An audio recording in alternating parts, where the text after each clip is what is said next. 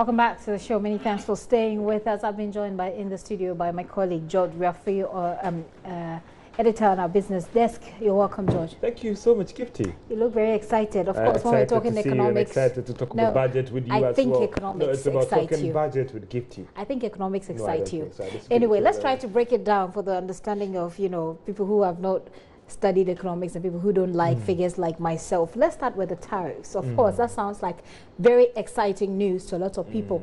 Break it down to us. What does it mean? First of all, there's a caveat. So the PURC will have to, it has to be recommended to the PURC for the PURC to accept it before, if at all, it should be operational. It will be, right? And Gifty, when this proposal came up earlier on, I believe that if you follow the news as well, that these were concerns that were expressed that in terms of when you look at what goes into determining what you pay at the end of the day, when you consume maybe even just a kilowatt or whatever, government has a little role in deciding on that one. So when you look at the mix, you have inflation, cost of power generation, and all those is played into it. So it was very difficult at the beginning when we heard the news that it will go up by such huge, or go down by such huge margin.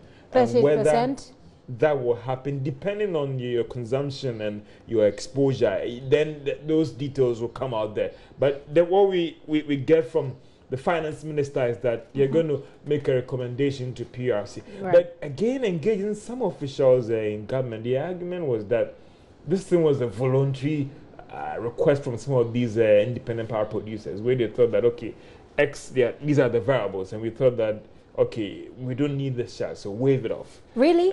That's what we are picking up, Gifty. So the recommendation will now even be coming from the independent power producers who are saying that, listen, we think that this is the cost that we should charge you, Gifty, anytime you consume a kilowatt of per power or whatever. So that is what they are saying, and it means that the budget that you put aside to consume electricity in your home at the end of the day, it would go down, Gifty. So if every month you're consuming about maybe 20 Ghana cedi, looking at this reduction, that thing will go down.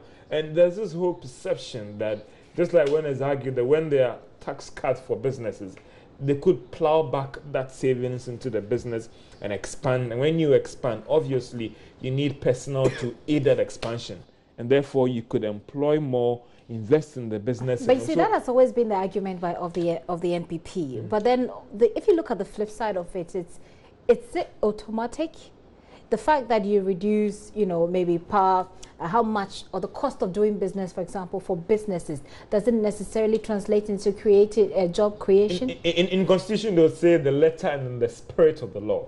But there's always this school of thought that is what should happen. Maybe it delays because of the structure of our economy. Okay, so just so we don't go too much into it, because we were making a point, because we're talking about the tariff. Okay. Because we're talking about the tariff, so that we can wrap up properly with the tariff. But I'm trying to look for the figures. I only remember the 13%. There's 11% as well as 12% but as well. They both seem to apply to different uses, exactly. Yeah. And so I don't know if you'll be able to speak to that as well at this point. I mean, not to do those specific numbers, but what you get is that depending on what you consume and your level of income and all the rest, the whole idea about taxation is that tax the rich, less on the poor. Because it's believed that if you're making more money, Gifty, then how can I cream part of that profit and share it with the less privileged in society?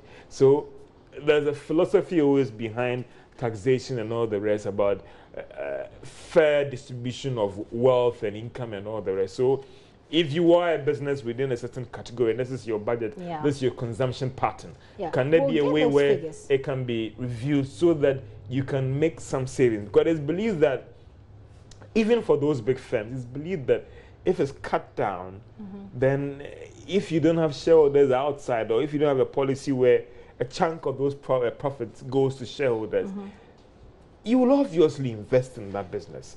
Wow. And if that's the theory. If you invest in that business is going to expand. It has about getting raw materials and all those things.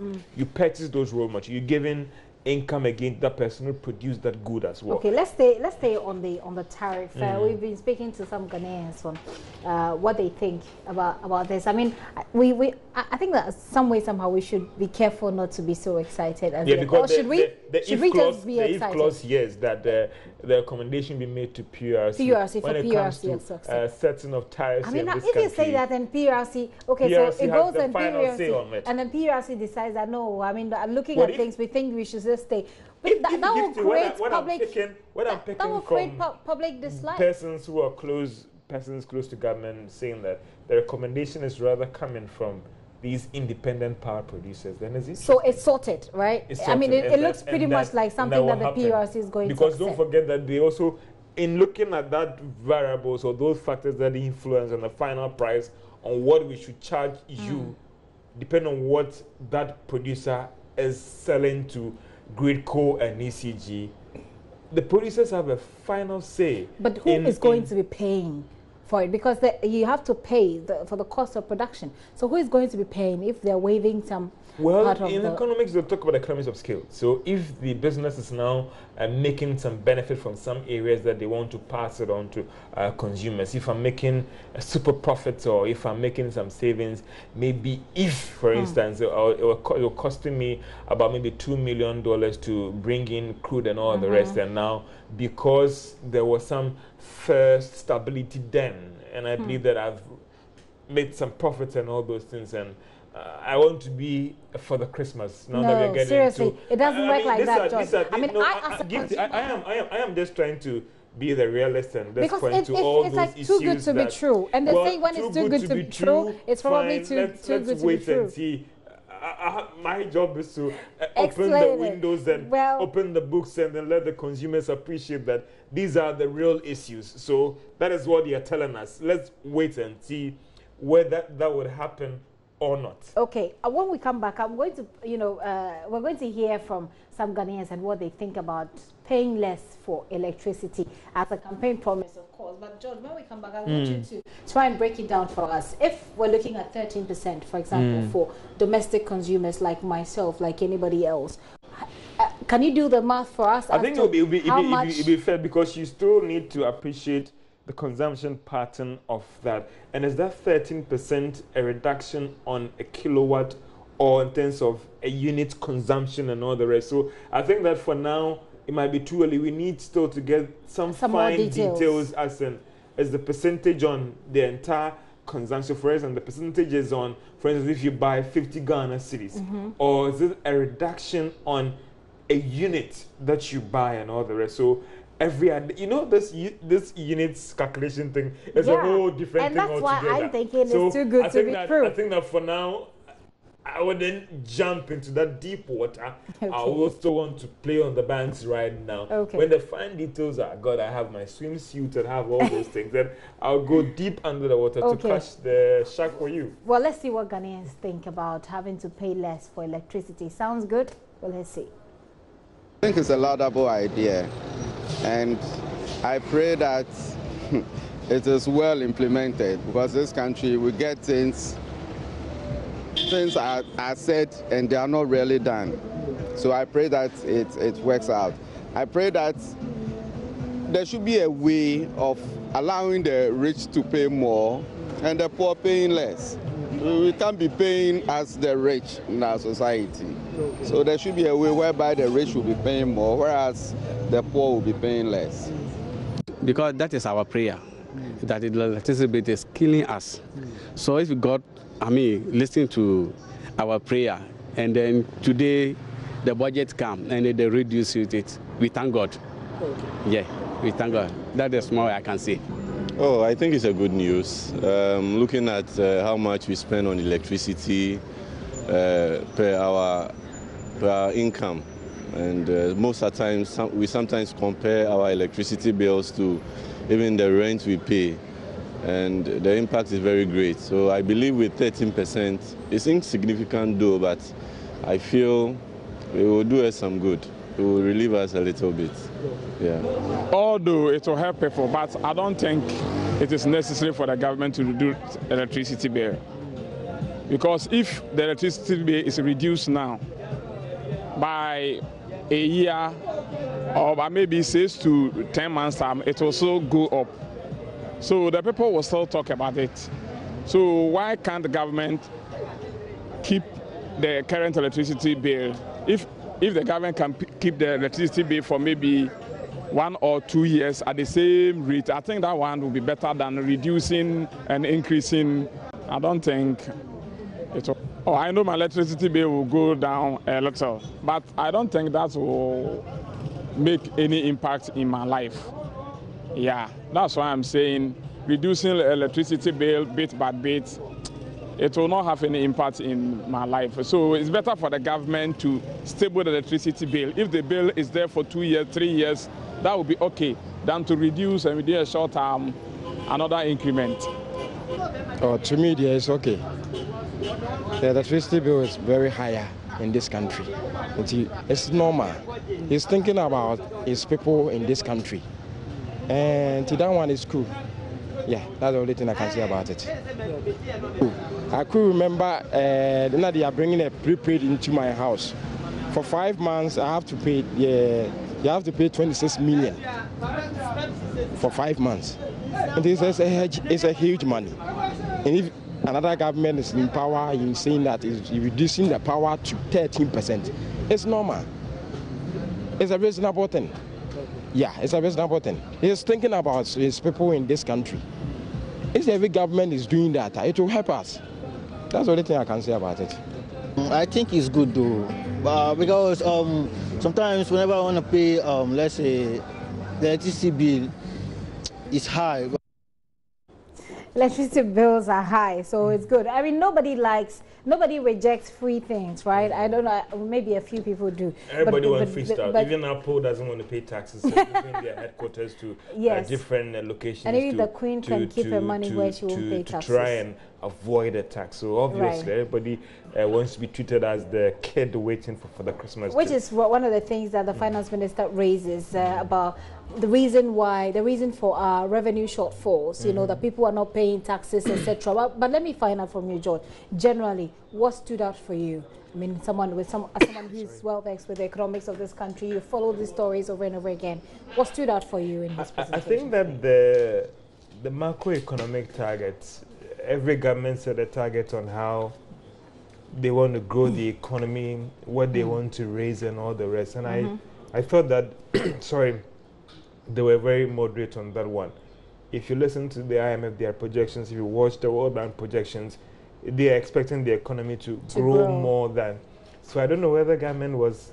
Isn't anything below the 9% that the IMF Yeah, they were predicts? looking at 6.8. It looks like they were more measured with growth. And even if you look at revenue and expenditure as well, and a deficit target of looking at the gap between the money that they've raised in revenue and how much they're hoping to spend. When you look at that amount, you just do that in relation to the total size of our economy. And they were also a little bit moderate on that one. So for me, I was asking that is government learning its lesson in terms of setting some of these targets because of look at how things fared this year, even though with the exception of revenue, they are almost on track with all those indicators. And so for me, I was surprised that if I engage a report by all the rating agencies and all the other development partners, they were quite bullish about growth for next year. They thought that the economy could raise more revenue than we are hoping to realize. I see. And that could come with some increment in tax because the IMF wanted government to actually increase taxes as well. Well, Ghanaians are not sure Ghanaians are ready to pay more taxes. I think that we should basically widen the tax nets. But having said that, before the budget, there were rumors that there was going to be some mobile money taxes. What happened to that? We didn't quite hear anything about that. When we all listened to the presentation, it wasn't here. And I posed that question to Forson as well, and he said they made a call. They want government not to do it, so maybe government has listened to their call. So perhaps they were testing the waters. When you also engaged government, Kuku said there was nothing on the table. I see. You know, several proposals come in when you're putting together a budget, and government never agreed to do that. So after all, you can still go ahead and send that money to your mother, not thinking of having a percentage being taken as a tax. Well, that sounds good. If you had any full value of that money that you send. If you had any concerns like that, you do know that it's over at this point. But let me wrap up with you talking about the funding for the free SHS. Obviously not mentioned in the first budget, not mentioned here as well, but that's something that people are particularly interested to know. Where is government getting the money Again, from? I threw that question to the Deputy Minister of Finance, and she was insisting that that is not a problem at all. And she spoke about the education fund, because when they engage a lot of the development partners, there are a lot of them out there, they want to support this program. So maybe... but is it good enough for you as as a business journalist? Does it feel good enough for you that we're being told that there's this huge social intervention program, but that there is no allocation, there is no known allocation to the public as to where the money is coming from? I mean, is something that looks good to you? Again, you want to look at the final, the fine print that's in the actual budget statement to draw those conclusions. Because again, engaging some government officials in Parliament, you got the understanding that the speech was just trying to summarize certain things. So I would want to see that document first. But when I threw those questions to the ministers, you still didn't get that straight answer that go to the budget and look at X, Y, Z. But one thing that they highlighted was that other agencies want to support this program. If you are trying to reduce, improve education in the country, they are interested in. So the education fund will come and complement that of the GET fund and the other funds, and even as well as revenue that they're hoping to use to fund this free SHS. They speak also about the investment in infrastructure. How does it look to you if you look at the economics? When government raises, let's just say like 10 Ghana cedis from everyone, let's just say about 6 Ghana cedis of that goes into total compensation for public sector workers. You would have about 2 Ghana cedis going for statutory payments. You have maybe 2 Ghana cedis again going as interest payments. So you might be left with just 1 Ghana cedis to fund your social intervention programs, to embark on capital expenditure and all the rest. So it looks like if you want to restrict yourself to this pool of getting funds to do X, Y, Z, that would not happen. So obviously you need to be more innovative. And therefore it looks like they think that this infrastructure fund can help in terms of having separate allocation to that fund to support those ongoing road projects and all. And the plan also, we understand, is that when these funds are raised for the fund, they can invest and all the rest to grow these assets. But the previous administration had something like that. They had the infrastructure. But I think that what they are trying to do is that they are trying to amend the laws to widen its operations and all that, so that they can independently raise funds to make it more of a self-sufficient. I see. Finally, he says also, he speaks about the energy sector bond, and then there he says that we've successfully refinanced the first tranche of the energy sector legacy debt through the issuance of the first.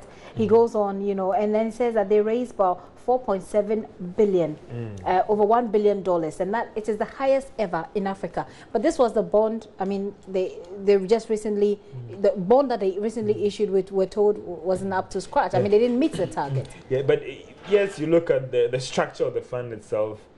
It was a novelty, it's good, but if you're looking at the 10-year bond that sought to raise about 3.6 billion, they didn't realize all that. They just got the 2.2 billion in terms of what they took actually. So for such long, any government bond that you issue over more than 5 years, you are telling if you have this paper and you're using as a guarantee, give this paper to me in return, I give you maybe $10 million. Now every year, as long as I hold this paper, every 3 months you're supposed to make some commitments to me.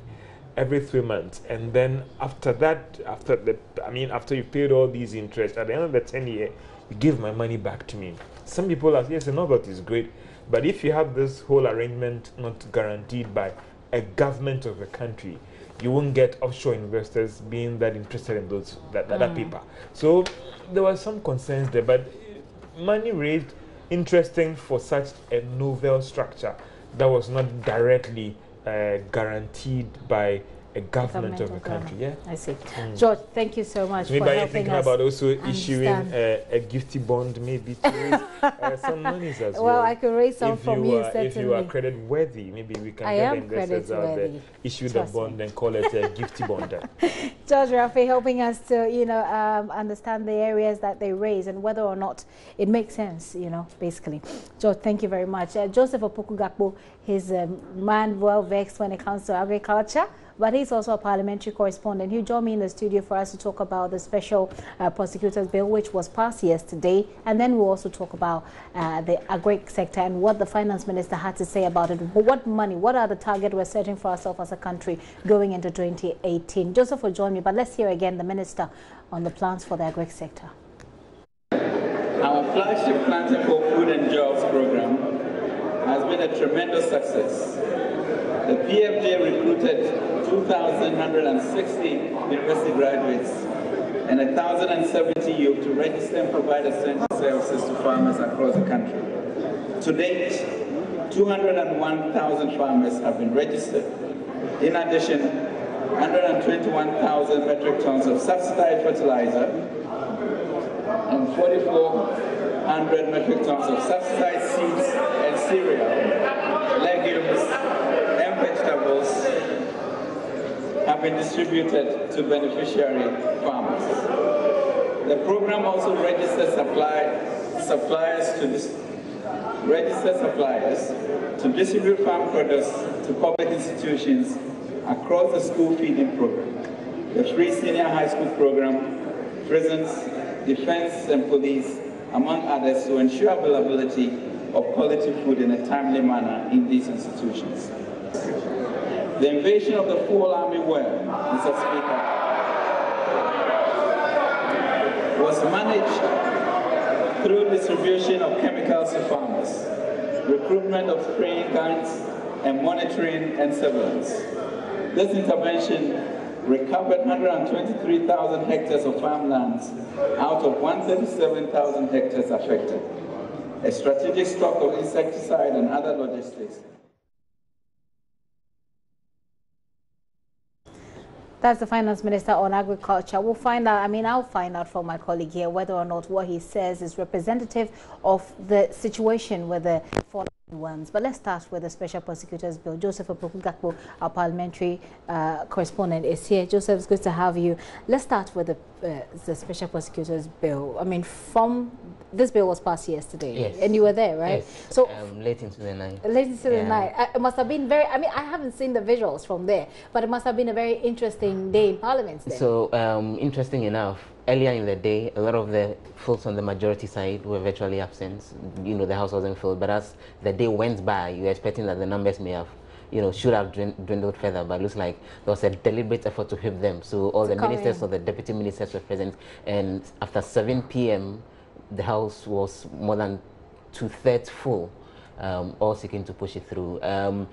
A lot of the clauses were agreed on, in a way that it was more like consensus decision making. So no minority anger, minority There was a bit of boycott. that. There was a bit of that relating to provisions that were being introduced, that there should be immunity for the special prosecutor and his staff. That generated a bit of a heated debate, but they found a compromise. And what was the compromise? So the original bill did not contain anything like that, but an amendment was being introduced that the staff should be immune from both civil and criminal suits following the action. So examples have been cited that the office of the special prosecutor, someone from there can pick you up, without any reason, and you wouldn't have the right to sue the office for any damages or compensation or anything of that sort. But eventually the compromise was that they would be given civil immunity, which still means that if they do something, you can't go after them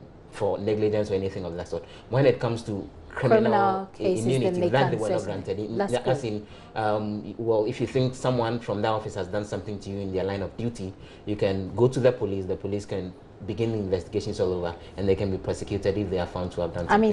Sounds like a good deal to me. It sounded like a good compromise. Yeah, let's look at the when the special prosecutor. It's like a lot of people have been waiting for this day. A lot of the anti-corruption agencies have been waiting for this day. The minority, you know, recently there was this conversation about, okay, are you suing or are you just announcing that you will sue? Okay, so when is he supposed to start work? And the finance minister mentioned that earlier today that they're expecting that now that the office has been established, there will be the budgetary allocation for the office, and they are expecting that work would be done with the various ministries, departments and agencies to investigate any incidents of financial malfeasance, and then the prosecutions could kick in. But it obviously is going to take a while to get all of this done. All set up. Per the provisions in the law itself, getting the prosecutor appointed is not a very complicated procedure. You'd recall that some of the civil society groups were calling for an interview panel, a proper screening, people applying and all. They want it to be open. Exactly, but the law is emphatic that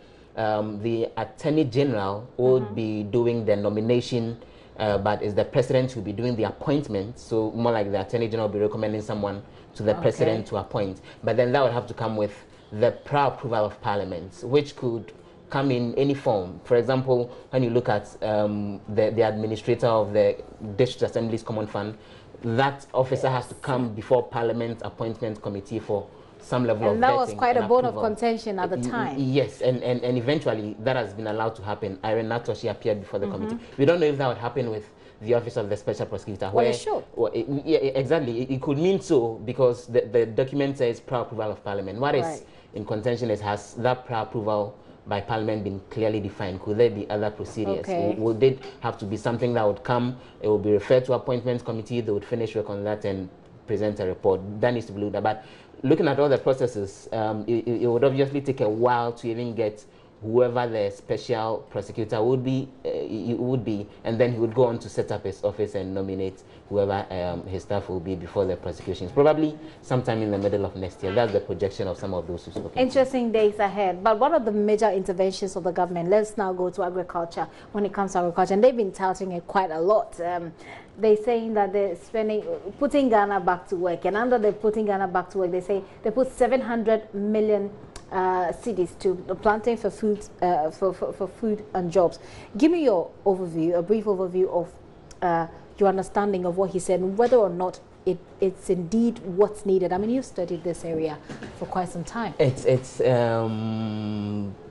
interesting to a certain extent. This year, obviously, they got off to a bit of, a bumpy start with the Planting for Food and Jobs campaign. You would recall that in some of the stories that we did, the farmers were complaining that the inputs, including the seeds, and the fertilizer, all ended up arriving well after the rains had come and gone. So, that could have been some difficulty to a certain extent. One of the things that I was expecting today, for example, is that when this program was launched and the president spoke at an event in the Bona Hafo region, he gave us specific figures when it comes to the projections of the level of increase we would see with production. So we're expecting that sorghum, for example, would see productivity hitting something in the region of 49%. We're expecting about 30% increase when it comes to maize production and all of that. I've been asking around. Probably it's because we've not yet gotten to the end of the year. That's how come we don't have the complete figures. But probably this may have been a good opportunity to give us a sneak peek into what the figures look like tentatively in terms of what we are seeing with the productivity levels. That did not come up. We are expecting more things to come up next year. There are other interesting bits with agri mechanization, for example, that government is promising 20,000 or so, some agri machinery. And already questions are being asked. A lot of our farmers are smallholder farmers. Will they really be benefiting from this? We've had challenges in the past with what we've seen with agri organization, where tractors were supplied and we saw politicians hijacking it, and eventually ordinary farmers were not the real beneficiaries. And so hearing again that some level of investment will be going into real agri machinery. We want to be clear exactly who is going to benefit and how is it going to be distributed. Exactly. This kind of machinery that is being brought in how do they look like? What exactly will they be aimed at doing? Because I'm one of those who is convinced that yes, it's about time we go beyond the small-scale farming that involves, you know, hoe and cutlass. But even but you see, Gakpo, it's very interesting when you're driving on the motorway, for example, in the 21st century, in 2017, that you see men, young men, heavily built men, with cutlass and hoes, weeding the little space in between the rows on the motorway. So I'm not sure if your expectations will be met very soon. And that goes back to the core of the idea that the Plans for Food and Jobs policy seeks to, roll out with regards to the agri sector.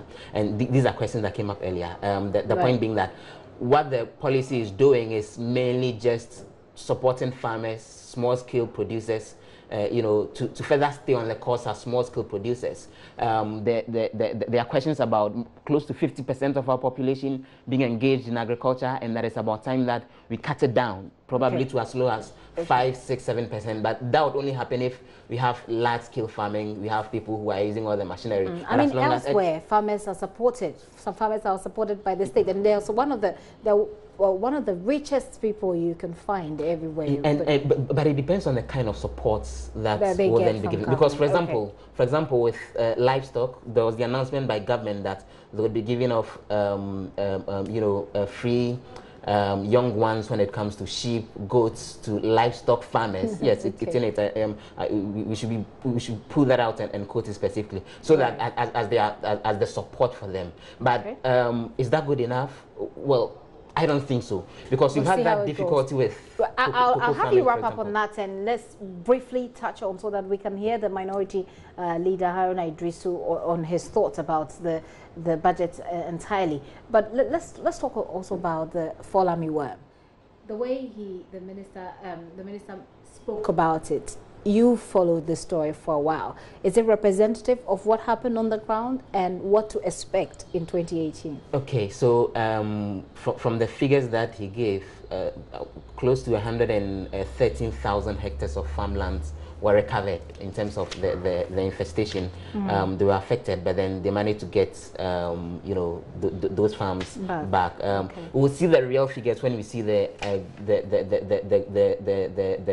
level of growth of the agri sector at the end of the season, and then the level of productivity. But it's a little tricky, because what do you mean by you even recovered the farms in the end? Because the farmers complained bitterly that if they ate the crops, and they destroyed the fields. Exactly. And government is telling us that a large portion of this was recovered because they got chemicals to them, and then the spraying was done. What do they mean by recovered? Quite cut it, right. Obviously, productivity on a farm that had been affected, after which you have gone to spray, even if you get yield from there, would reduce to a certain extent. Right. Should we give you a plus for that? I'm sure the farmers will be the better answers. Okay. Well, we were hoping to speak to the farmers, but the Peasant Farmers Association, I must say, but unfortunately, we couldn't get through to them. Thank you so much, Joseph.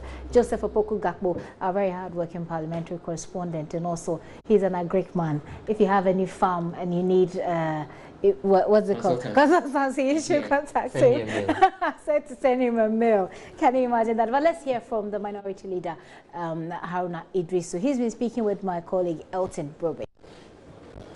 Right, so government some few minutes ago presented its policy statement and, its budget for the 2018 financial year. Now, they christen it a Juma budget. They are hoping that they will generate jobs, they will revitalize industries to generate jobs during the year 2018.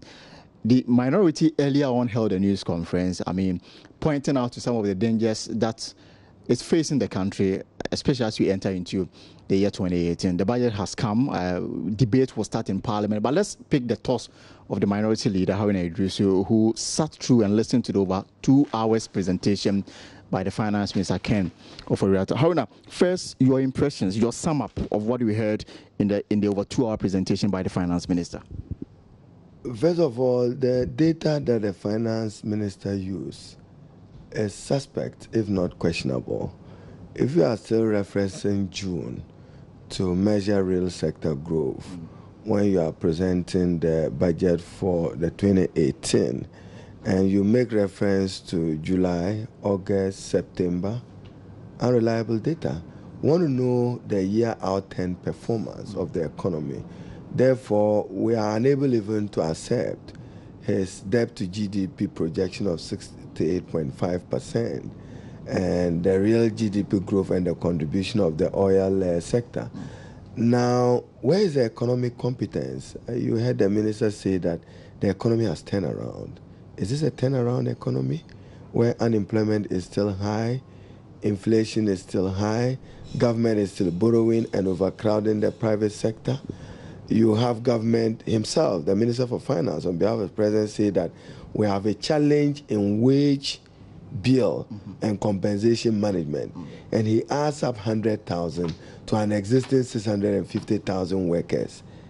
Unimaginable. And everywhere in the world, government that has political will is talking about rationalization within the public sector. But to address graduate unemployment, that is a positive step. But we cannot appreciate how that will sit into an oversized public sector that they've promised to deal with. When he himself came complaining that the wage bill was taking 20% of revenue and as a percentage of GDP. Now, what has happened to $1 million per constituency? What has happened to one village, one dam?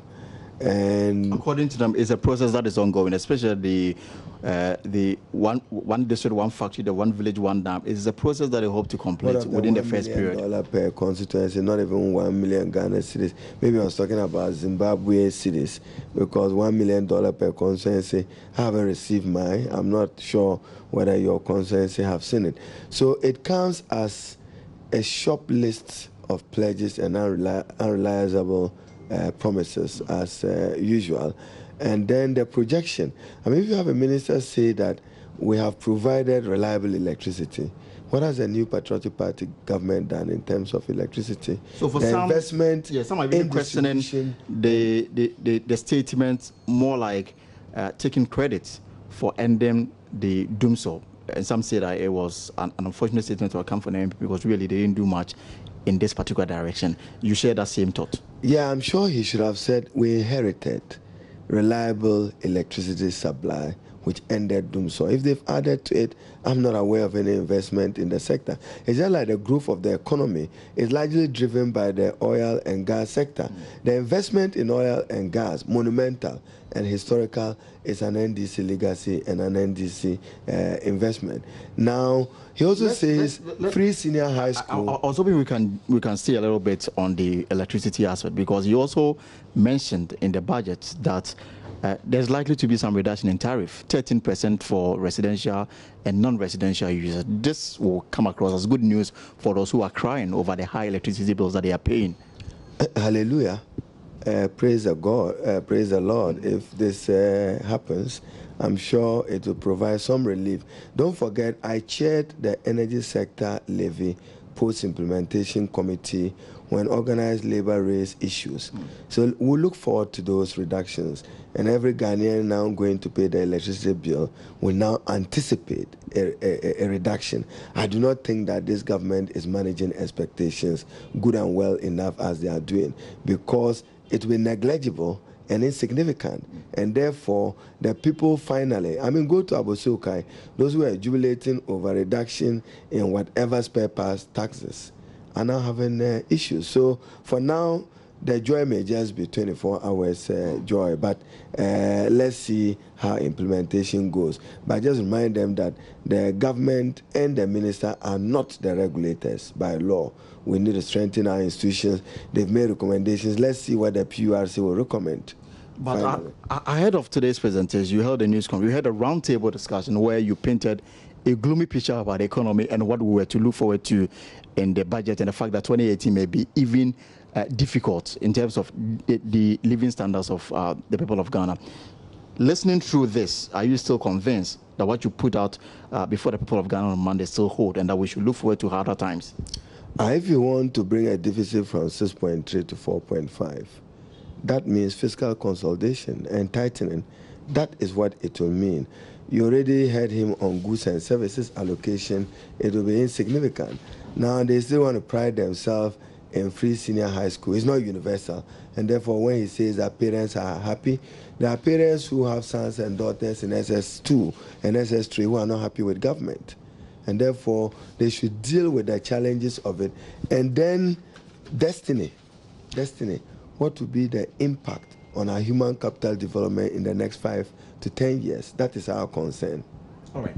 Now, let's look at the specifics. And indeed, if, as a country, we accept the fact that our revenue generation is not enough to take care of our budget, where you have almost every money you generate goes into the payment of salary and statutory payment, and so interest on loans, how do we deal with this issue going forward?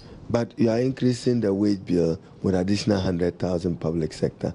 So it means you cannot cope up with the challenge of compensation management over what technically has been described globally in Ghana's case as an oversized civil and public service.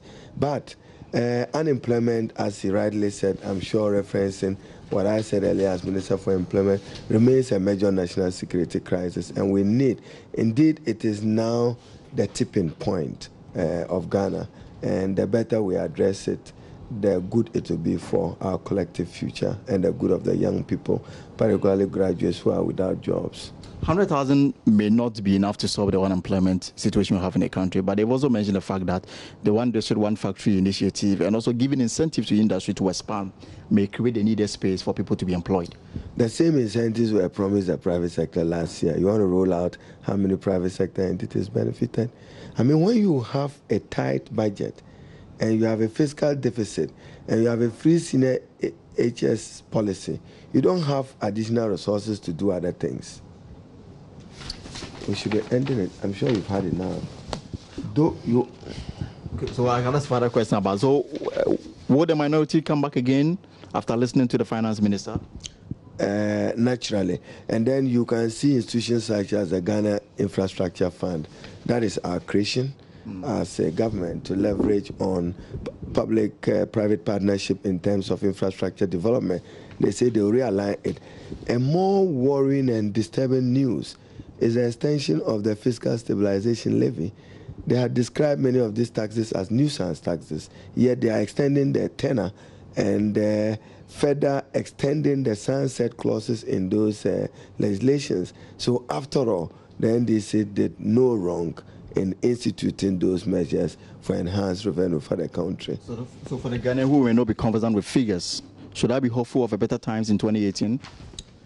We all pray and look forward to a better administration, but what we have heard from him, let's look forward to reduction in electricity bills and tariffs. At the end of December, I'm sure the Ghanaian consumer will take his bill and see whether we should bear false witness or not, as he believes in scriptures. Thank you. Harun Idris is the minority leader there, speaking with our presidential affairs correspondent Elton Brobe. You've heard him there. We've been dissecting the 2018 budget as presented by Finance Minister Ken Ofori-Atta. Gary L. Smith is coming in, and you do know that it will be a moment to look at the budget in terms of what it says and sports. Please stay.